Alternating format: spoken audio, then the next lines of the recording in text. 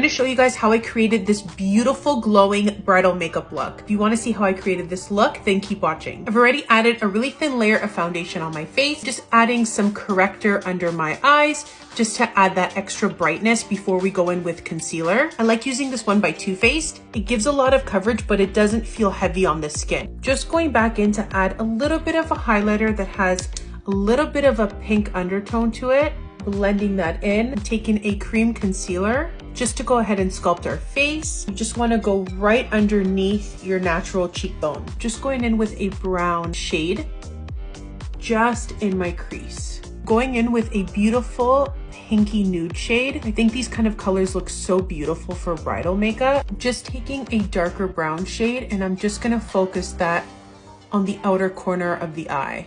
I don't like to use any liquid liner or any sort of harsh colors for bridal makeup, so I've taken a brown gel eyeliner just on the outer corner of the eye. I've added some really natural looking lashes. I didn't want to use lashes that were really dramatic because we still want this to look like a bridal look. I probably should have applied this before I set my under eyes with powder. That's okay, we're gonna make it work. I want the cheeks to look really rosy and pink.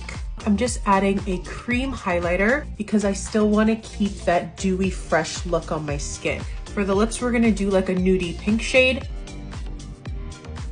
I've used the lip liner called Soar by MAC. Now I'm going in with the lipstick Faux. And it's just a beautiful nude pink. And here is my take on a beautiful classic bridal makeup look.